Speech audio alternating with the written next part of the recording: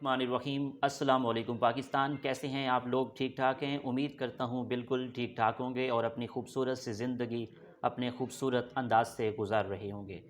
दोस्तों, जैसा कि आप सब जानते हैं कि मैं आप लोगों के लिए आज की शख्सियत प्रोग्राम लेकर आया करता हूँ। आज मैं किची मलिकपुर में मौजूद हूँ।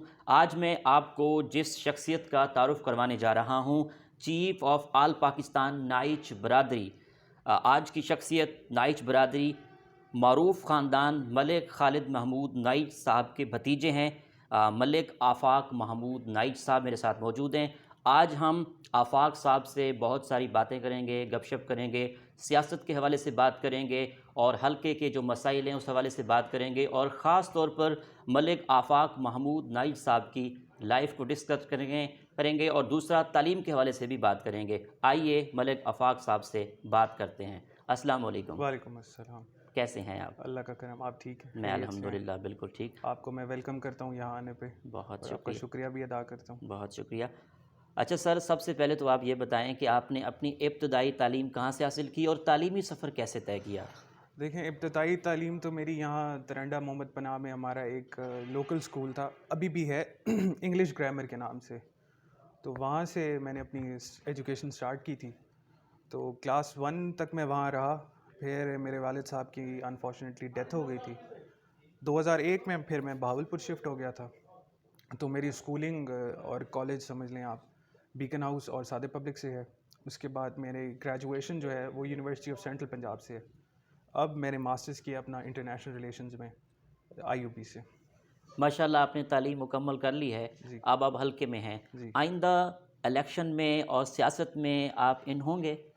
देखिए, मैं इस पॉइंट को निगेट तो नहीं करूँगा, because politics is something which runs in my blood. हुँ, ये मेरे ख़मीर में शामिल है। मेरा कोई एज सच इंटरेस्ट नहीं है पॉलिटिक्स के अंदर, ज़ाती तौर पे जिसको हम प्रैक्टिकल पॉलिटिक्स कहते हैं कि इलेक्शन कंटेस्ट करना, खुद आगे आना। मेरा इंटरेस्ट इतना है कि मेरे ख़ानदान की रिप्रेजेंटेशन हो, मेरी बरादरी की रिप्रेजेंटेशन हो।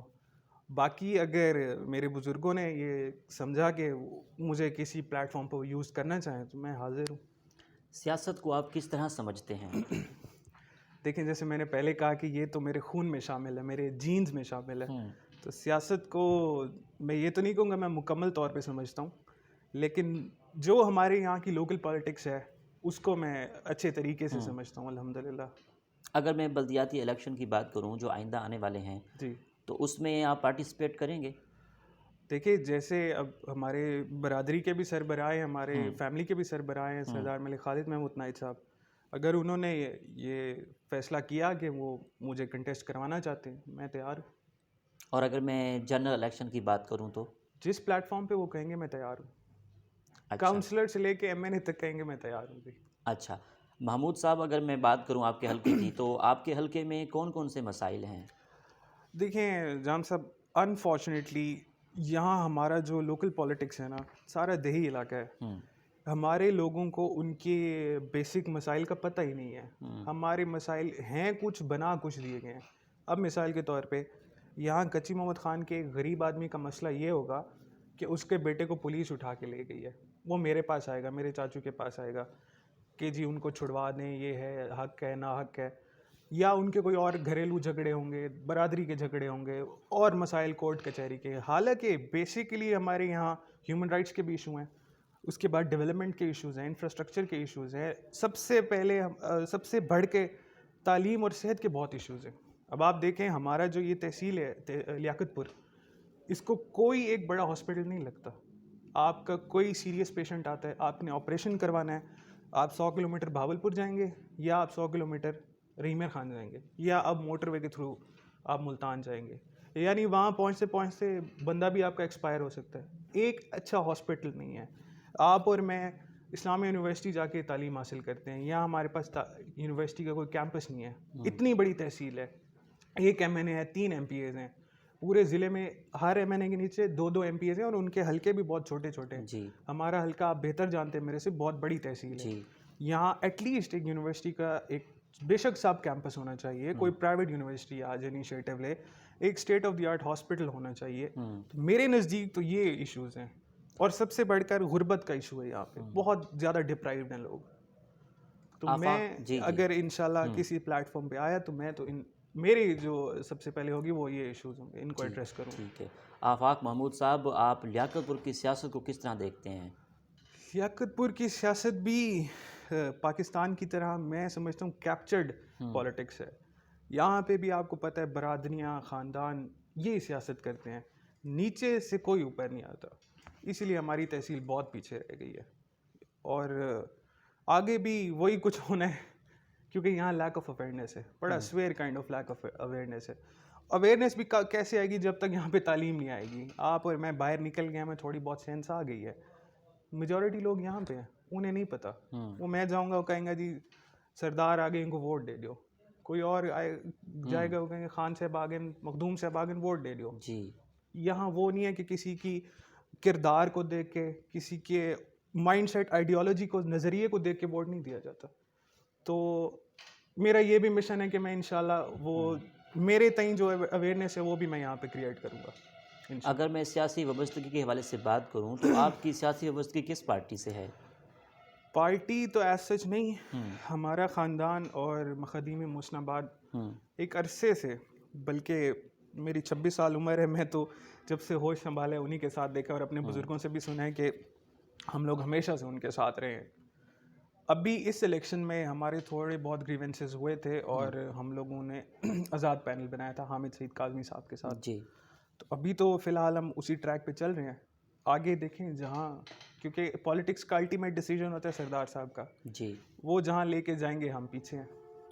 अगर मैं मौजूदा सियासी सूरत हाल के हवाले से बात करूं तो मौजूदा सियासी सूरत हाल को किस तरह देखते हैं आप? देखें, मैं थोड़ा सा शायद फिर उसका आ जाएगा कि जी ये पीटीआई का फॉलोवर है या उस तरह, लेकिन एक एज पाकिस्तानी के जी। तौर पे जो हमारा कंटेम्प्रेरी सिचुएशन है उसमें पीडीएम, वो जैसे कहा जाता है ना ये गैर फितरी अलाइंस है, अननेचुरल अलाइंस है, मुझे भी वही लगता है, क्योंकि ये सारे अपने अपने मफादात के पीछे भाग रहे हैं। आप जीबी में देखें, जीबी गिलगित बल्तिस्तान में क्या हुआ है कि वो पीपल्स पार्टी और नून लीग के जो कैंडिडेट्स हैं एक दूसरे के खिलाफ लड़ रहे थे। जी।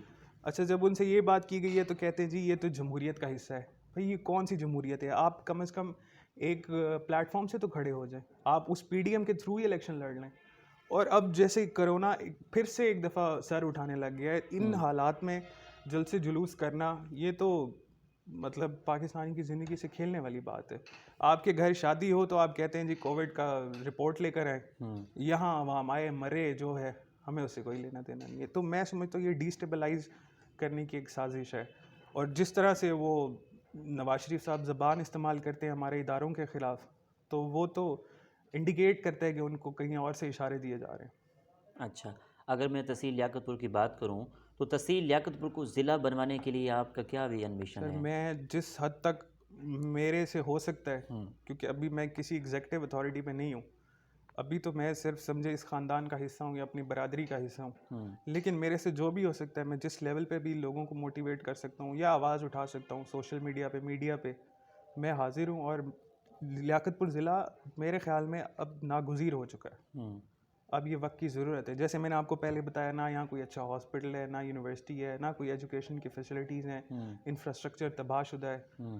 तो ये तो मतलब बन ही जाना चाहिए, तभी हमारे पास कोई। ठीक है। आफाक साहब, दूसरा सवाल मेरा आपसे ये है कि आप इलेक्शन जीत जाएं इंशाल्लाह, तो आप आवाम के लिए क्या बेहतरी लाएंगे? डिटेल से बताइएगा। आवाम के लिए बेहतरी तो अब सबसे पहले देखे, अगर मैं इलेक्शन लड़ता हूँ तो अपनी इलेक्शन कैंपेन में मेरा यही नज़रिया और विजन होगा कि मैं उनको सबसे पहले तो अवेयरनेस दूँ कि अगर वो मुझे भी वोट करते हैं या कोई भी मेरे ओपोनेंट को वोट करते हैं, तो जब वो वोट करने जाए ना, तो उनके दिल और जहन में ये ख्याल हो कि यार हम एक राइट इंसान को चूज़ कर रहे हैं, वो बंदा जो हमें आगे हमारे मसाइल को हल करेगा।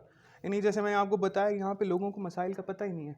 यहाँ हमारे मसाइल कोर्ट कचहरी के थाना के मसाइल हैं, या हमारे पास पंचायतें हो जाती हैं। ये हम खुश कर देते हैं लोगों को, जी सोलिंग लग गई, हम खुश करते हैं जी सड़क बन गई, ट्रांसफार्मर लग गया।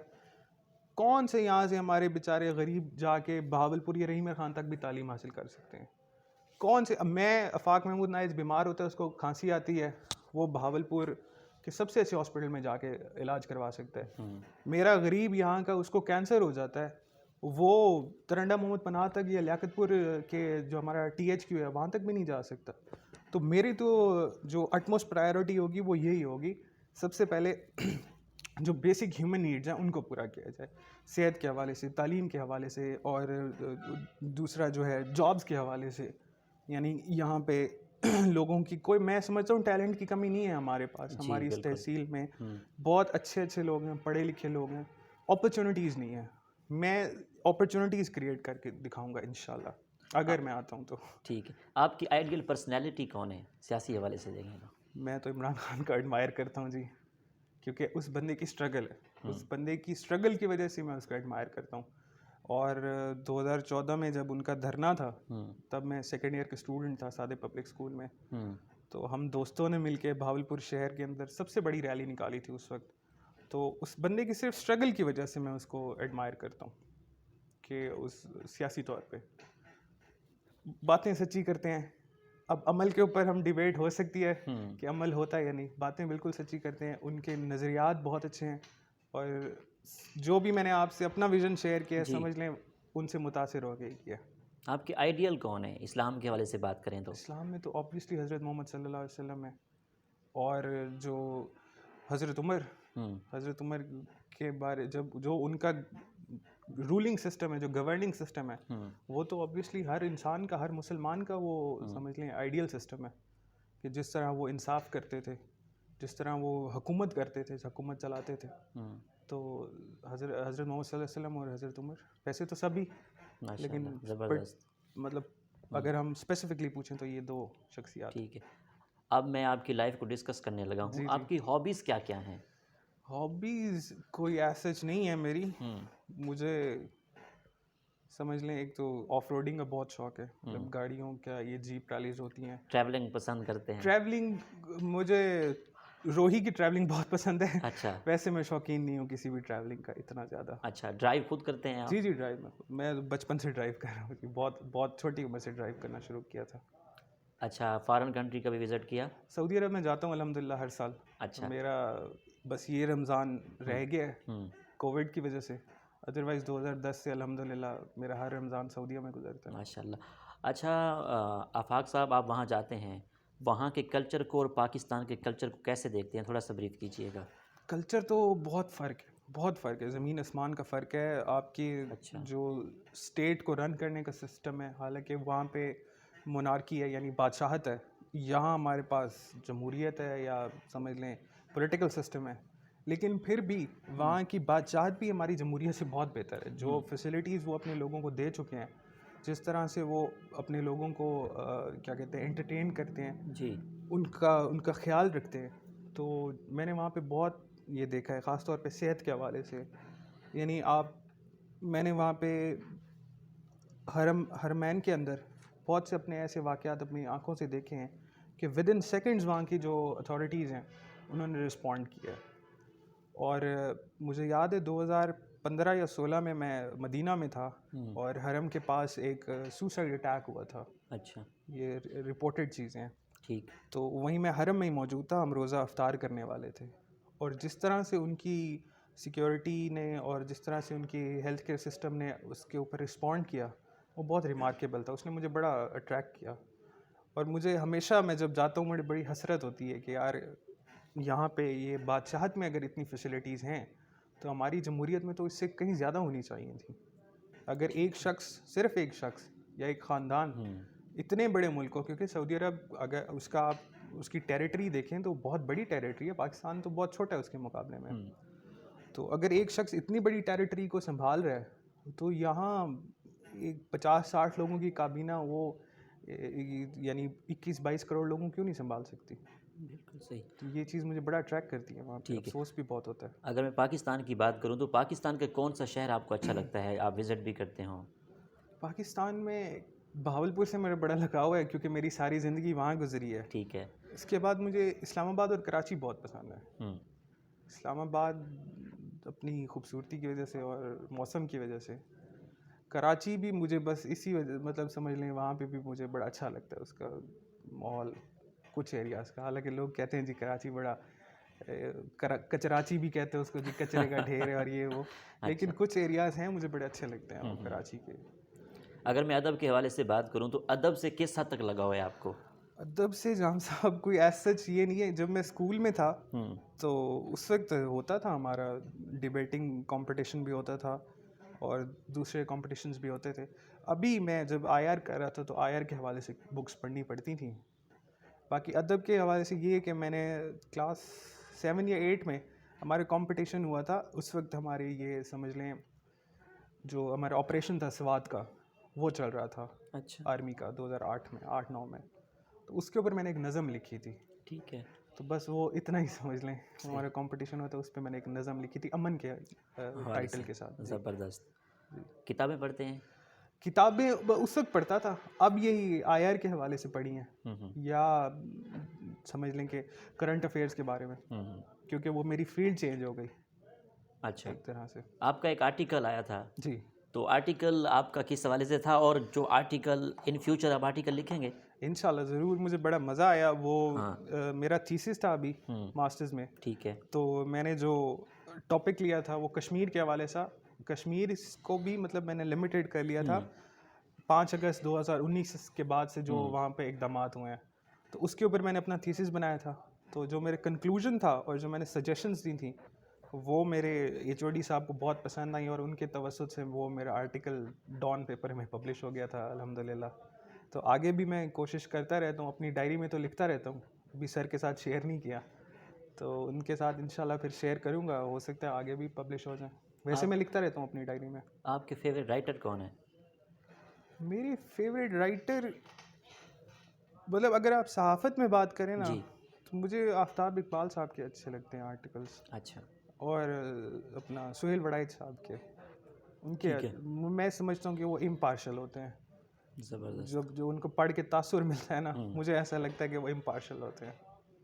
आफाक साहब, माशाल्लाह आप नाइच बरादरी के नौजवान क़यादत के सदर हैं, जी तो उनके लिए आप क्या इक़दामात कर रहे हैं नौजवानों के जी। लिए?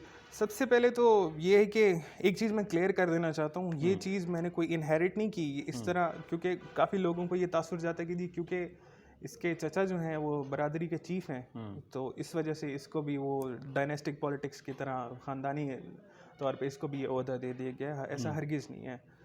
मेरे चचा को तो शायद इल्म भी नहीं था कि मुझे सदारत मिल गई है। हमारे अपने नौजवानों ने और गरीब घर के लड़कों ने और कुछ और दोस्तों ने, उन्होंने मुझे कहा कि जी आप ये ज़िम्मेदारी संभालें।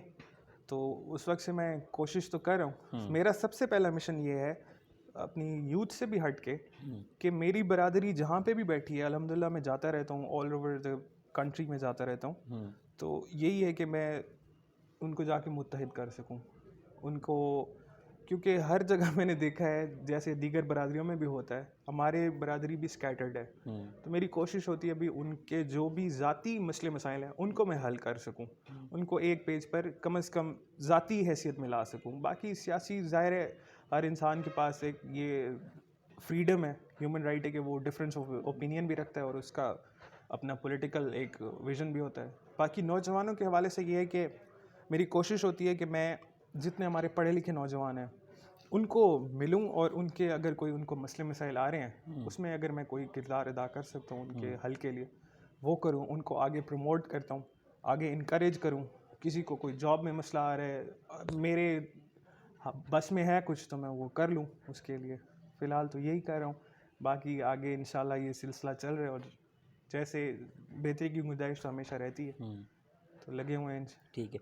आफाक महमूद साहब, आपकी दिन की रूटीन क्या है और दिन में क्या मसरूफियत रह जाती है आपकी? दिन में मैं अब वीकेंड्स पे यहाँ होता हूँ अपने गांव में। जब यहाँ आता हूँ तो फिर मसरूफियत थोड़ी बढ़ जाती है। शादियाँ, जनाजे, कुलखानियाँ, ये वो लोगों से मेल मिलाप। बाकी बहावलपुर में बस घर पे या दोस्तों के साथ। फ़िलहाल तो यही रूटीन है, लेकिन अब मैं वापस शिफ्ट हो रहा हूँ आप यहाँ। शिफ्ट हो रहे हैं तो आप तो इधर ही रहेंगे क्योंकि जी जी। सियासत में आप आ रहे हैं। लेट्स सी क्या होता है जी, ठीक है। इंशाल्लाह। आफाक साहब, आखिर में सुनने वालों को, देखने वालों को और अपनी हल्के की आवाम को क्या मैसेज देंगे आप? वैसे यही जी कि सब मुत्तहिद रहें, प्यार से रहें, ज़िंदगी 2 दिन की है। सियासी इख्तिलाफ़ात में हम लोग ज़ातियात के आगे इतना आगे ना निकल जाएं कि हम लोग कल को एक दूसरे को जो है वो नज़रें भी ना मिला सकें, एक दूसरे से मिल भी ना सकें। 2 दिन की ज़िंदगी है, हमने at the end of the day मर ही जाना है। बिल्कुल। तो ये है कि एक दूसरे का कम से कम जनाजा तो पढ़ सके। हम लोग एक दूसरे के लिए दुआ तो कर सकें, ये अल्फाज अदा कर सकें कि यार वो अच्छा बंदा था। यानी सियासत क्या है? सियासत आपकी शाम को ख़त्म हो जाती है या इलेक्शन पर ख़त्म हो जाती है। यहाँ पे मैंने देखा है, अगर कोई मेरा सपोर्टर है तो वो मेरे ओपोनेंट के जो सपोर्टर्स हैं उनके ख़िलाफ़ एक ज़ाती महाज खोल लेता है। भी कल को मैं और मेरा ओपोनेंट तो हो सकता है एक हो जाएं, जी आपको क्या फ़ायदा मिलेगा? और ये अनफॉर्चुनेटली हमारे यहाँ के लोग इस चीज़ को यूज़ करते हैं एज अ टूल। ठीक यानी है। ऊपर ऊपर वो एक होते हैं, जैसे जी पीपल्स पार्टी और नून लीग के बारे में कहा जाता है, जी जी और अपने कारकुनान को वो लड़ा देते हैं। तो मैं यही कहूँगा कि यार सब प्यार मोहब्बत से रहें। हम एक ही पाकिस्तान हमारा घर है, ये तहसील हमारा घर है। हम समझें जितनी बरादरियाँ हैं, इलाके के लोग हैं, हम एक ही ख़ानदान है। जहाँ भी हम बाहर जाते हैं, हम ये नहीं कहलाते कि जी ये नायच है, ये खान है, ये फ़लाँ है फ़लाँ है। वो कहते हैं जी लियाकतपुर से आया हुआ है। जी तो बिल्कुल। हमारी पहचान लियाकतपुर है, लियाकतपुरी है। हमारी पहचान पाकिस्तान है। हम्म, तो पाकिस्तानी बन के जीते हैं, मुसलमान बन के जिएँ, मैं यही कहूँगा बस। बहुत शुक्रिया, आपने मुझे कीमती टाइम दिया। आपका बहुत शुक्रिया, आप आए, और मैं आपको मज़ीद भी वेलकम करूँगा जब भी आप आना चाहें। तो ये आपका घर है। बहुत शुक्रिया। लोगों के लिए भी मैं कहूँगा जब आप आना चाहें, पूरी तहसील के लोग और नाइच बरादरी का घर है ये। बहुत शुक्रिया। जी तो नाज़रीन, आपने आज का प्रोग्राम सुना, आज की शख्सियत। इसी के साथ अपने मेज़बान अहमद महमूद को इजाज़त दीजिए। अल्लाह हाफ़िज़, अल्लाह निगहबान, पाकिस्तान ज़िंदाबाद।